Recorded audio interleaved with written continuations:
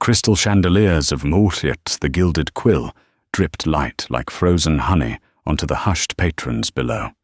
It was a place where fortunes were made and unmade over plates of seared scallops and glasses of wine that cost more than a month's rent. For Maya Washington, a 22-year-old architecture student at Cooper Union, it was simply Tuesday. It was the place where she traded her dreams for tips, balancing the weight of her tuition on a silver tray. She moved between the tables with a practiced grace, her mind a whirlwind of cantilever bridges and structural load calculations, even as her hands refilled water glasses and cleared away the remnants of exorbitant meals. She was an observer by nature, a trait honed by years of sketching buildings and the people who inhabited them.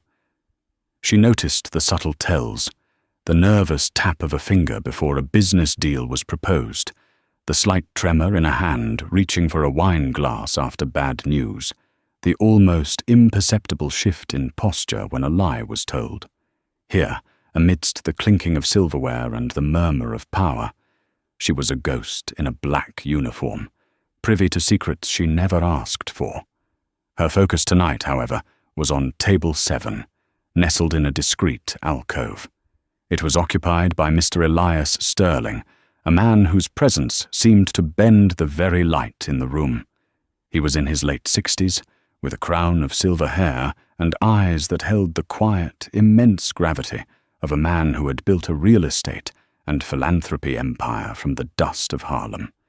He was a legend in New York, a black man who had broken every barrier with a combination of shrewd intellect and unshakable integrity.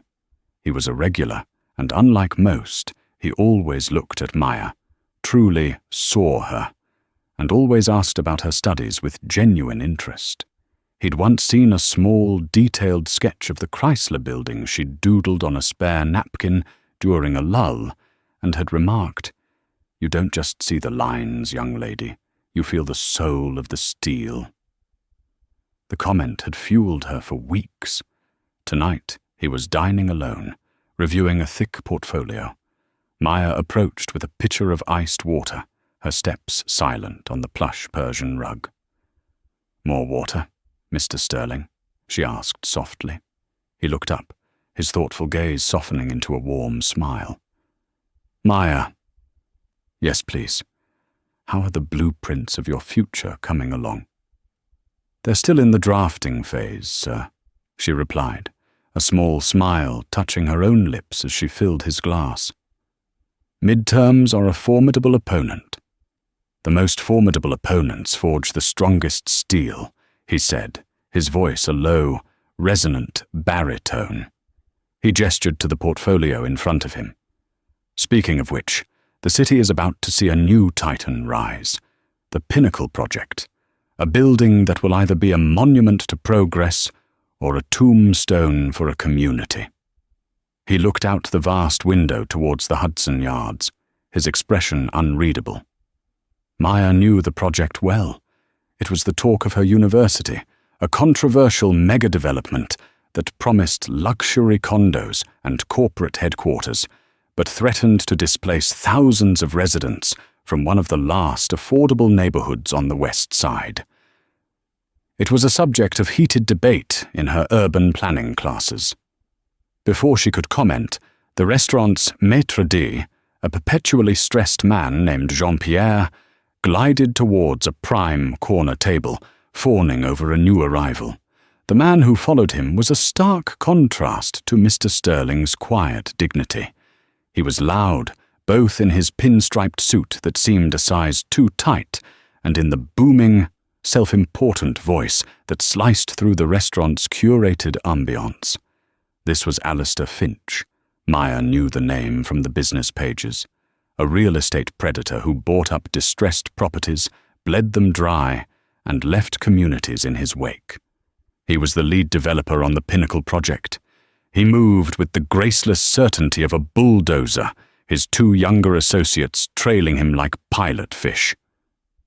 "I want this table," Finch declared, pointing to the one he was being led to. "And make sure the service is invisible. I don't want to be bothered by staff." He said the word staff as if it was something unpleasant he'd scraped off his shoe. Jean-Pierre assigned the table to Maya, giving her a look that said, "Do not mess this up." She felt a familiar knot of dread tighten in her stomach. Serving men like Alistair Finch was the worst part of the job. They didn't see a person. They saw a function, an object to be commanded. She took a deep breath, smoothed her apron, and approached the table, her professional mask firmly in place. "Good evening, gentlemen. My name is Maya, and I'll be your server tonight. May I start you with something to drink?" Finch didn't even look up from his phone, where he was aggressively thumbing out a message. "A bottle of the 98 Petrus, and don't let me see the bottom of my glass." He waved a dismissive hand in her general direction. "An excellent choice, sir," Maya said, her voice even. "The 98 Petrus cost $4,000 a bottle. It was more than she made in 2 months. As she turned to retrieve the wine, Finch's voice stopped her. "And you," he said, finally lifting his eyes to look at her. His gaze was cold, appraising, and utterly dismissive. He scanned her from head to toe, a faint, contemptuous smirk playing on his lips. "Maya, is it? Try to keep up. We have important business to discuss, and I won't have it interrupted by incompetence." He deliberately mispronounced her name, flattening it into something common and plain. "It's Maya," she corrected him, gently but firmly. Finch's smirk widened. "Whatever. Just get the wine." The knot in her stomach tightened into a cold, hard stone.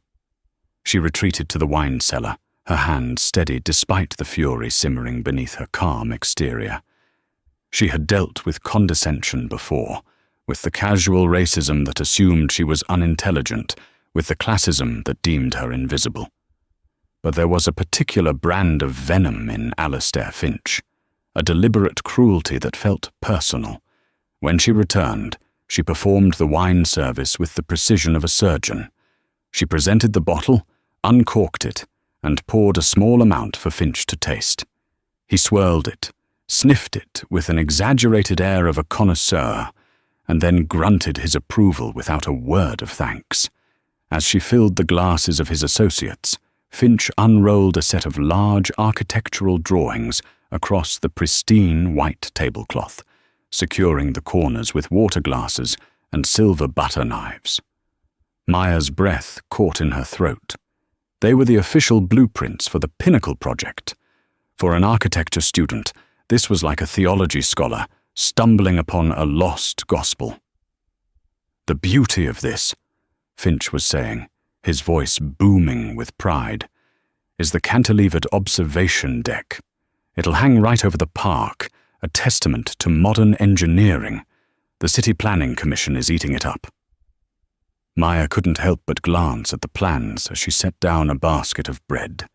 Her eyes, trained to see structure and stress points, scanned the intricate lines and notations. She saw the sweeping curve of the cantilever, the dense network of support beams, the cross-sections detailing the materials. It was ambitious, audacious even. But something felt wrong. A detail in the load-bearing calculations for the primary truss system seemed off, almost impossibly optimistic for the specified grade of steel. It was a tiny detail, a footnote in a sea of ink, but to her it glowed like a red warning light. She forced herself to look away, to retreat to the shadows where she belonged. It was none of her business. She was here to pour wine and take orders, not to critique a billion-dollar construction project. The evening wore on, a slow-motion exercise in humiliation. Finch snapped his fingers to get her attention. He sent back a perfectly cooked steak, claiming it was pedestrian. He complained that her shadow had fallen across his documents. With every interaction, he seemed determined to chip away at her dignity, to reinforce the chasm between his world and hers. His associates, 2 younger men in ill-fitting ambition, either snickered at his remarks or avoided her gaze entirely, complicit in their silence. Maya endured it all with a stoicism that was beginning to fray at the edges. She kept her posture perfect, her voice level, her movements efficient. But inside, a storm was gathering. She thought of her father, a construction foreman who had spent 40 years working on sites like the one Finch was planning, a man who taught her that a building's integrity began with the integrity of the people who built it. What would he say about a man who treated others like dirt? While clearing their appetizer plates, she overheard one of Finch's associates speaking in a hushed, nervous tone. "Alistair, are you sure about the environmental impact report? The one we submitted for the Section 404 permit? It feels thin. If they look too closely at the wetland displacement data..." Finch cut him off with a slice of his hand. "They won't look closely," he hissed, his voice a low growl. "The commissioner owes me. He'll rubber stamp it. It's a done deal. Stop worrying and enjoy the wine you're not paying for." Section 404, the Clean Water Act. Maya's mind raced. In her environmental design class, they had spent a month on that permit alone, studying the stringent requirements for projects affecting navigable waters and wetlands.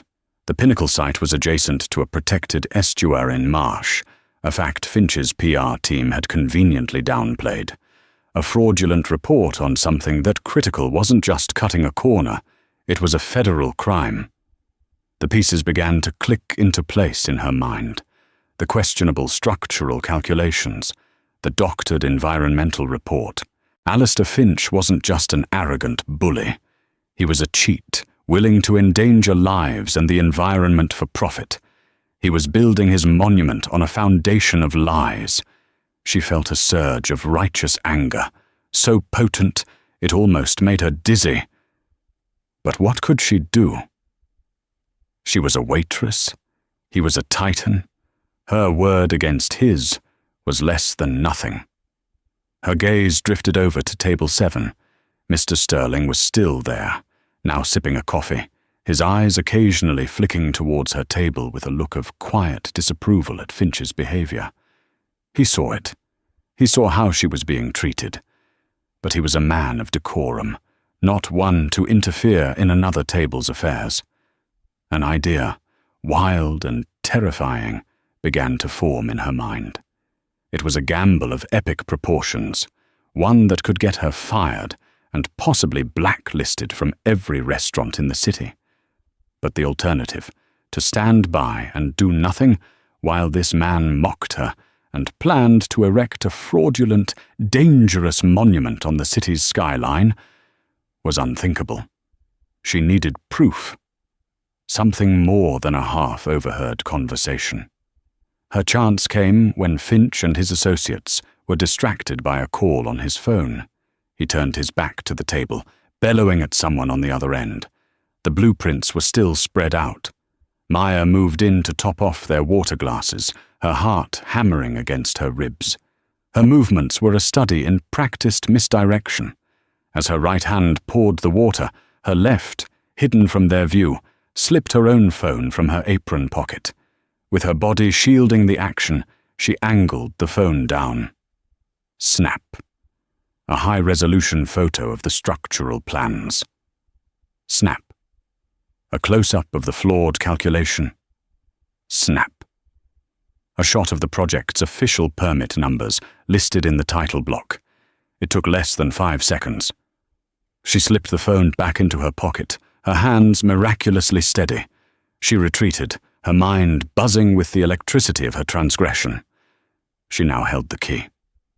But a key was useless without the right door to unlock. Finch finished his call and slammed his phone down on the table. He was in a foul mood. His eyes scanned the table and then locked on Maya, who was standing a respectful distance away. He was looking for a target, an outlet for his rage. He found one. "You!" he barked, his voice echoing in the now silent restaurant. Every eye turned towards them. "My glass is empty. For 5 minutes it has been empty. What in God's name are they paying you for?" "My apologies, sir," Maya said, moving forward with the wine bottle. "I will refill it immediately." As she reached for his glass, he made a sudden, deliberate gesture, knocking his arm against hers. It wasn't a violent shove, but it was perfectly timed. The heavy, dark, red wine sloshed from the bottle, not onto the tablecloth, but directly onto the pristine, white and blue expanse of his precious blueprints. A collective gasp rippled through the restaurant. The dark stains spread like a bloom of blood across the intricate plans for the cantilevered deck, obscuring the very section she had identified as flawed. It was a calculated act of destruction, and he had made it look entirely her fault. Finch leapt to his feet, his face a mask of theatrical fury. "You clumsy, incompetent fool!" he roared, his voice cracking like a whip. "Do you have any idea what you've done? These are irreplaceable. This is a billion-dollar project, and you've ruined the master plans with your oafishness." Maya stood frozen, the wine bottle still in her hand. She was speechless, not from guilt, but from the sheer, audacious malice of his action. He had done it on purpose. He had set her up. I'm so sorry, sir. Don't you dare blame me," he bellowed, pointing a trembling, accusatory finger at her. "I want her fired, now. I want her thrown out of here like the garbage she is." Jean-Pierre scurried over, his face ashen. He saw a furious, incredibly wealthy client and a ruined set of documents. He didn't need to hear Maya's side of the story. His calculus was simple and brutal. "Mademoiselle Washington," he said, his voice cold and clipped, avoiding her eyes. "You are dismissed. Get your things and leave the premises immediately. Your services are no longer required." The word struck her with physical force. Fired. Humiliated in front of a room full of the city's elite. Mr. Sterling was watching, his face a stony mask of disbelief. The other patrons were whispering, some with pity, others with a cruel sense of amusement. She was the evening's entertainment. Alistair Finch watched her, a triumphant, venomous smirk on his face. He had won. He had crushed the insignificant little waitress who had dared to correct him. He had put her back in her place. But what Finch didn't know, what no one in that room could possibly comprehend, was that the wine-stained blueprints were no longer the only copy of his secrets. The most incriminating evidence was safe in her apron pocket, and she was about to deliver it to the one man in the city who could use it to tear Alistair Finch's empire down to its very foundations. The humiliation was a fire, but it wasn't consuming her. It was forging her. She turned, not towards the employee exit but towards table 7. The game wasn't over. It had just begun. The walk from Finch's table to Mr. Sterling's felt like crossing a chasm. Each step was deliberate, a conscious act of defiance against the crushing weight of public shame. The whispers followed her like a tide, a mixture of pity and morbid curiosity. Jean-Pierre started to intercept her, his face a panic-stricken mask. "Mademoiselle, what are you doing? I told you to leave!" Maya didn't even look at him.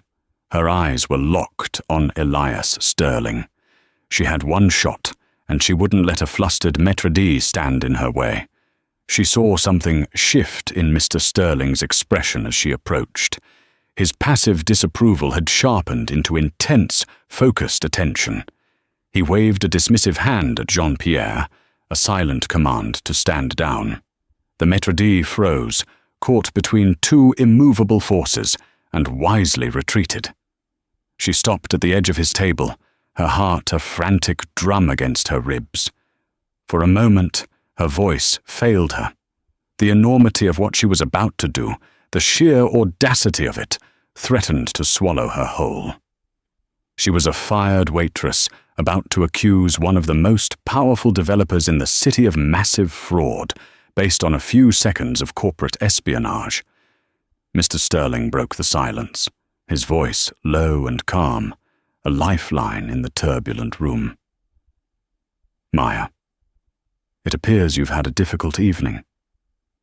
"Mr. Sterling," she began, her voice trembling slightly before she willed it into submission.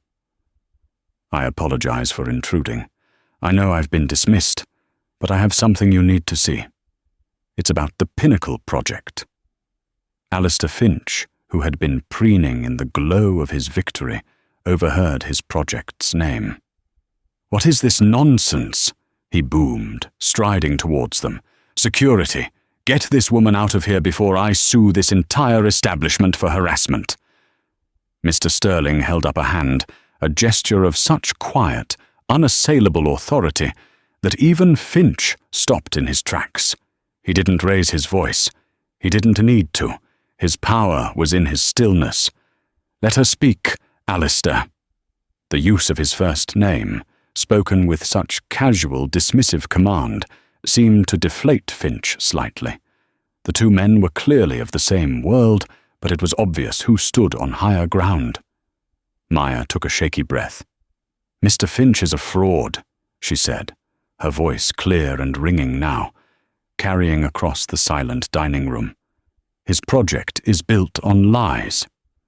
Finch let out a laugh that was more of a bark. "Is this a joke? The fired, clumsy waitress is suddenly an engineering expert. What's next? Is the busboy going to critique my portfolio? This is pathetic." "She said she has something to show me," Mr. Sterling said, his eyes never leaving Maya's face. He was testing her, weighing her sincerity. This was the moment of truth. "I do," Maya said. She pulled out her phone, her fingers flying across the screen. She opened the gallery and brought up the first image, the high-resolution photo of the blueprints. She placed the phone on the table in front of Mr. Sterling. He picked it up, his brow furrowed in concentration. He didn't need to zoom in much. His eyes, like hers, were trained to read these documents. He traced the lines of the cantilever with his finger, his expression growing more and more grim. "As you can see," Maya explained, her voice gaining confidence as she stepped onto the familiar ground of her expertise. "The design for the cantilevered observation deck relies on a series of tension cables and a primary king-post truss. But look at the material specifications here," she pointed to a notation on the screen, "and the corresponding load calculations here. He's using grade 350 steel, but the calculations are based on the tensile strength of grade 500. It's a fatal flaw. Under maximum wind or seismic load, the structure wouldn't just fail, it would shear off the side of the building." A horrified murmur went through the nearby tables. Finch's face had gone from red with anger to a pasty, sickly white. That's a preliminary draft, an old version. The final plans are corrected," he stammered, but the panic in his eyes betrayed the lie. "Then it's a good thing I have this too," Maya said, swiping to the next photo. It was the close-up of the title block, showing the date, today's date, and the stamp of "Final Submission to City Planning." Mr. Sterling looked up from the phone, and for the first time, Maya saw a flicker of something cold and dangerous in his eyes. He looked at Finch, who was now visibly sweating.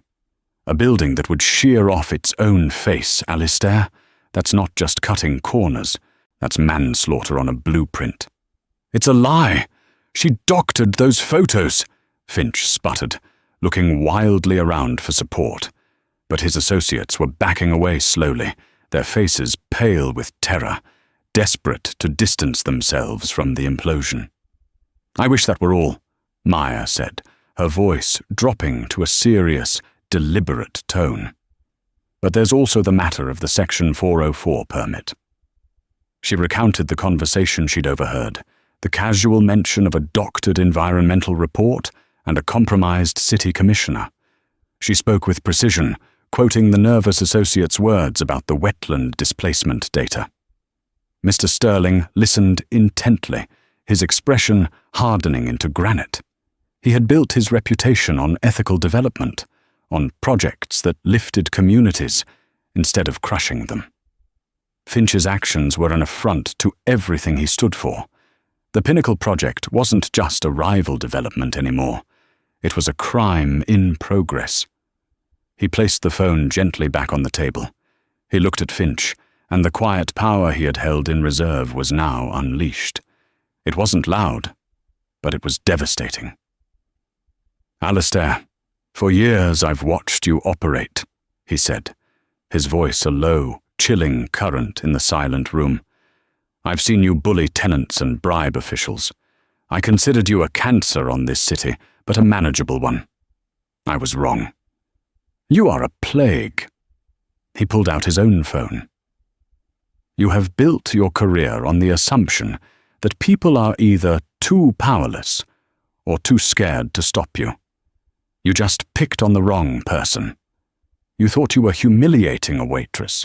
You had no idea you were abusing a brilliant young architect with more integrity in her little finger than you have in your entire bloated portfolio." Finch opened his mouth to protest, but Mr. Sterling was already dialing. "Hello, David. It's Elias Sterling. I apologize for the late hour, but I have an urgent matter for the Attorney General's office. It concerns fraud, public endangerment, and bribery related to the Hudson Yards Pinnacle project. Yes, I have documentary evidence. I'm sending it to you now." With a few taps, he forwarded the photos from Maya's phone. Finch looked as if he'd been physically struck. The Attorney General. Federal charges. His life, his career, was unraveling in real time on the floor of a Michelin star restaurant. "And one more call," Mr. Sterling said, his thumb hovering over another contact. "Helen, it's Elias. I'm at the Gilded Quill. I'm afraid I have a story for your front page tomorrow. Get a reporter and a photographer down here immediately. The headline is, 'Pinnacle of Corruption, Alistair Finch's Tower of Lies.' Yes, I'll be on the record." Helen, Maya knew, was Helen Gale, the executive editor of the New York Times. Finch staggered back, knocking into a small service table and sending a vase of lilies crashing to the floor. The sound was like a gunshot in the tense silence. He was finished. Not just his project, but him. The public humiliation he had so enjoyed inflicting on Maya was now being returned to him 1,000-fold. Every person in that room was a witness to his downfall. Mr. Sterling disconnected the call and turned his attention to the petrified Jean-Pierre. "As for this establishment," he said, his voice dropping back to an icy calm, "my corporate and personal accounts are now closed. I will also be speaking to the ownership group tomorrow morning about the kind of management the silence that descended upon the Gilded Quill was a physical entity, heavier and more profound than Alistair Finch's theatrical roar.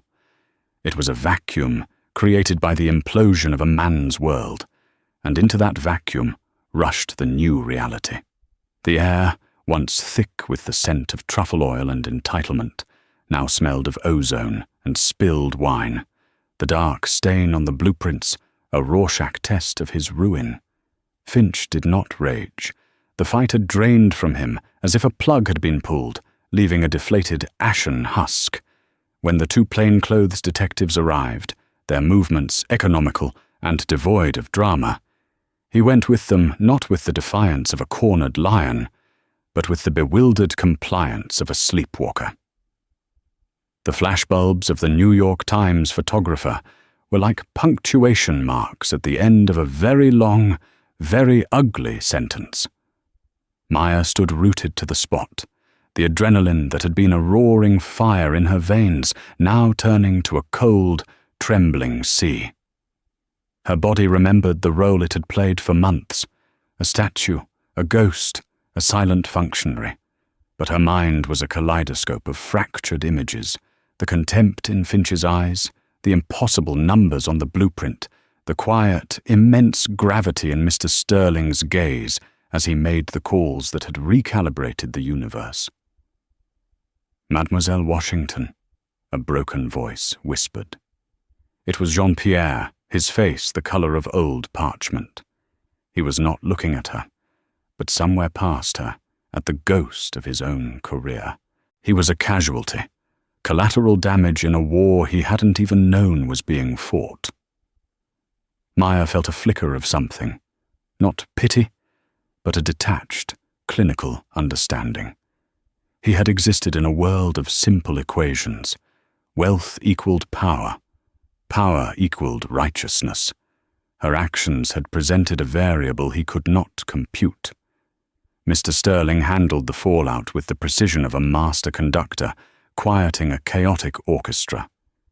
He gave a calm, factual statement to the reporter, a sharp-eyed woman who seemed to absorb the details with an unnerving intelligence. He never once used the word waitress.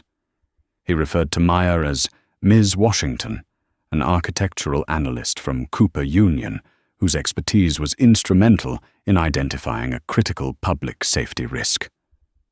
He sculpted a new identity for her in real time, chiseling away the service uniform to reveal the professional beneath.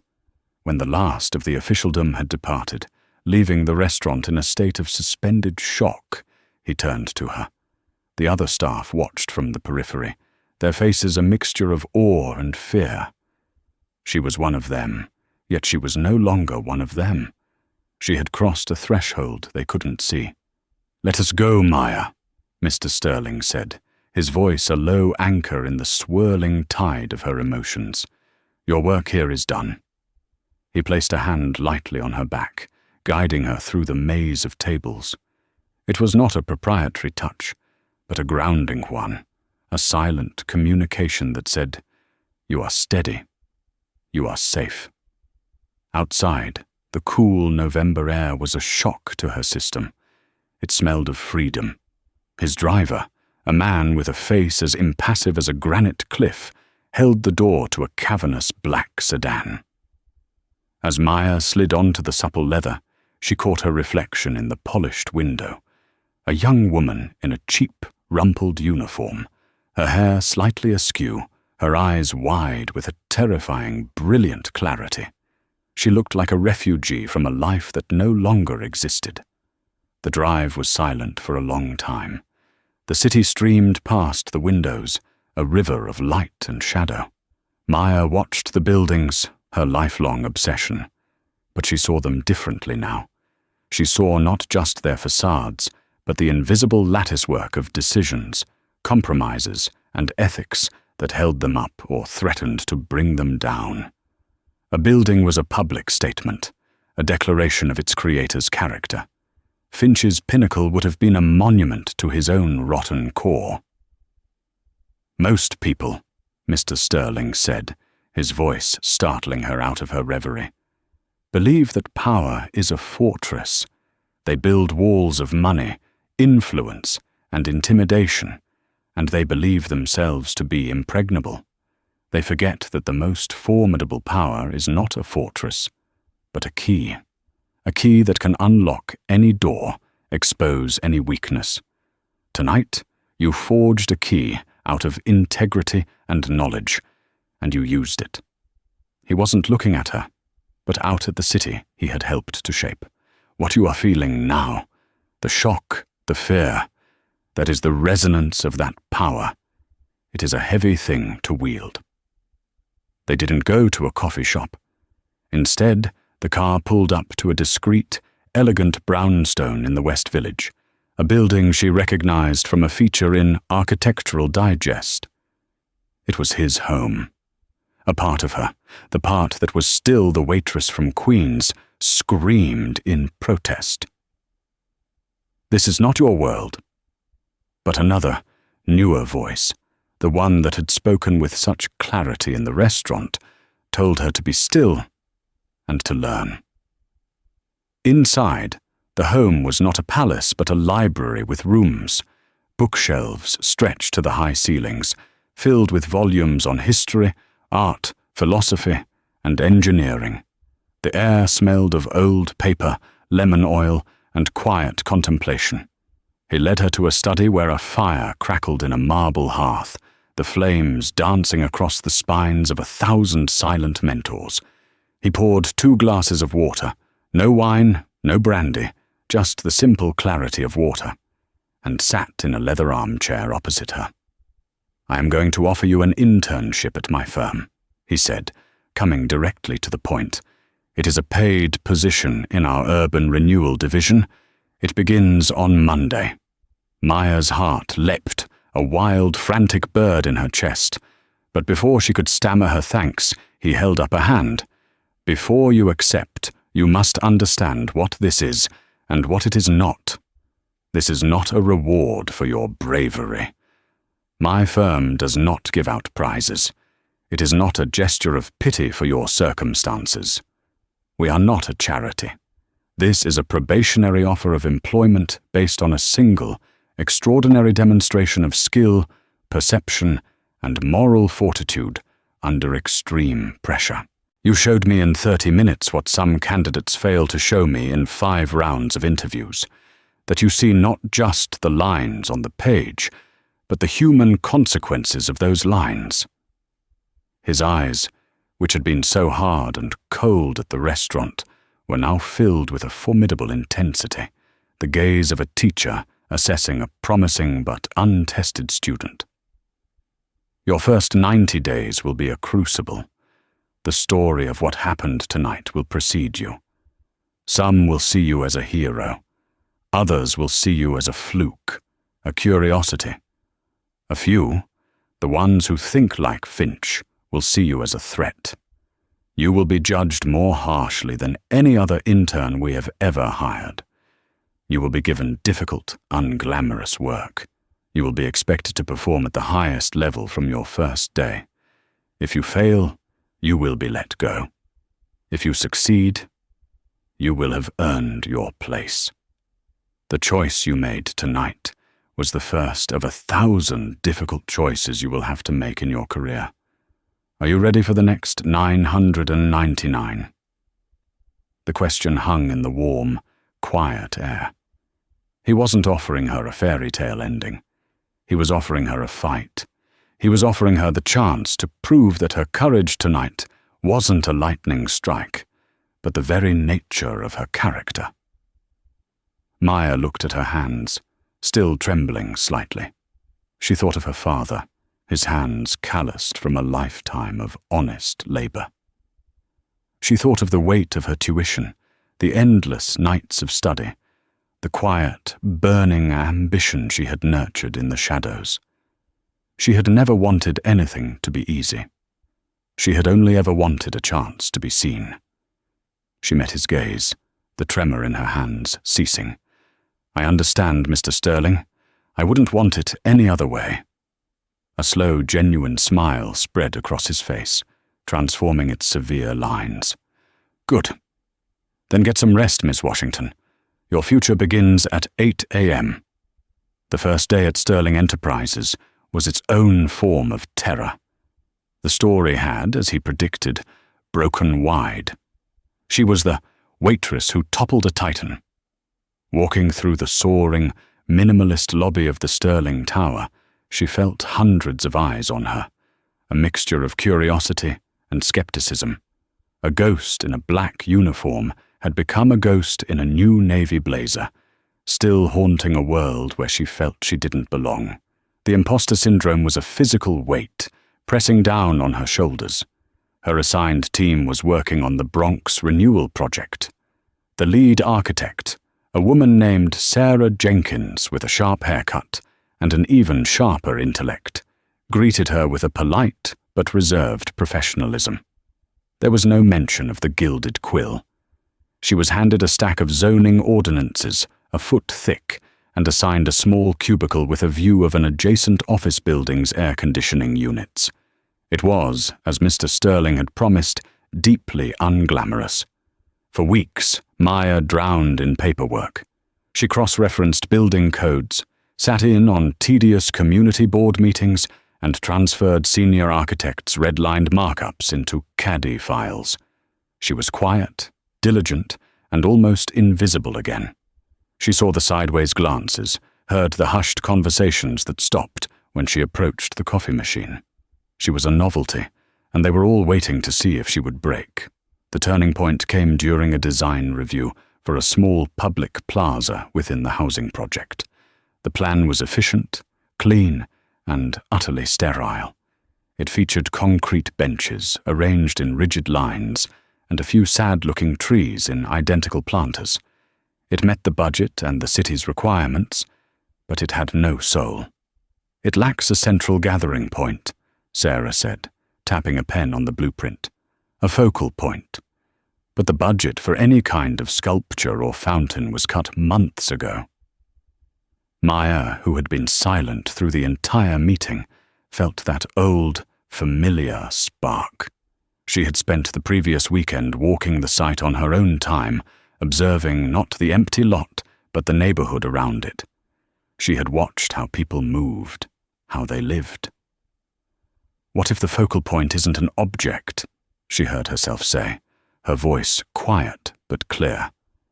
The other architects turned to look at her, surprised she had spoken. She took a breath and walked to the front of the room, picking up a black marker. "I was there on Saturday. There's a group of old men who play chess every day on folding tables they bring from home, right on the corner where the plaza will be. And the kids from the elementary school cut across the lot to play handball against the brick wall of the warehouse next door." She sketched on a blank sheet of paper, her hand moving with a confidence that surprised even her. "So what if we don't give them benches? What if we build low, wide, concrete plinths right here, under the shade of this proposed maple tree? We can etch chessboards directly into the surface. It costs almost nothing extra. And this wall here," she drew a long, straight line. "Instead of covering it with ivy, we reinforce it and paint it with high durability paint. It becomes a designated handball court. We're not adding objects or to the space. We're incorporating the community's life into the architecture itself," she finished, her heart pounding. The room was silent. She had overstepped. She had— "My God," Sarah Jenkins breathed, looking from Maya's sketch to the official plans. "That's brilliant." She looked at Maya, truly seeing her for the first time, not as the boss's pet project, but as a designer. "You didn't just look at the site survey. You looked at the people." From that day on, everything changed. She was no longer the waitress. She was Maya. Her insights were sought out. Her quiet observations were recognized as a unique and valuable form of data. She had found her voice, not by shouting, but by listening, and then translating that listening into form and function. 6 months after that night, she stood before the firm's executive board, including Mr. Sterling, to present her revised design for the community center at the heart of the Bronx project. She wore a tailored suit that she had bought with her own salary. Her portfolio was digital, her presentation seamless. She moved with an understated confidence that felt less like a performance and more like a simple statement of fact. As she concluded, she paused and looked out the vast window at the sprawling city below. "For a long time," she said, her voice steady and resonant in the quiet boardroom, "I observed this city from the margins. I watched people in spaces that were not designed for them, restaurants, lobbies, plazas. I saw how they adapted, how they carved out small moments of dignity and joy in places that often sought to render them invisible. The purpose of architecture, I believe, is not to impose a vision onto a community, but to give that community a durable, beautiful, and functional canvas on which to paint their own lives. This building is not my statement. It is my invitation to them." When she finished, there was a beat of silence, and then Elias Sterling began to clap. It was a slow, deliberate sound, filled with a respect that went far beyond that of an employer to an employee. It was the applause of a peer, One by one, the other partners joined in. He rose and walked to her side, standing with her as they looked out at the skyline. The late afternoon sun caught the glass and steel, setting the city ablaze with golden light. "You remember what I told you the first time we met?" he asked, his voice low. "That you don't just see the lines, you feel the soul of the steel." He gestured out at the breathtaking vista. Alistair Finch saw this city as a collection of assets to be conquered. He wanted to build a monument to himself. That is why he failed. Because a city is not steel and glass. It is a living thing, a tapestry of 1,000,000 stories. You have shown that you understand that. You don't build for the skyline. You build for the people on the street. And that, Miss Washington, is why you will build great things. Maya looked out at the endless expanse of human ambition, at the towers that pierced the clouds and the humble brownstones that lined the streets. She had once moved among them, a ghost carrying a silver tray, dreaming of a place at the table. She understood now that she had been wrong. The goal was never to get a seat at someone else's table. It was to learn how to build a new one, a better one, with more chairs than anyone thought possible, and then to invite everyone to sit. The sirens she had heard that night were not an ending. They were a beginning. They were the sound of the future arriving.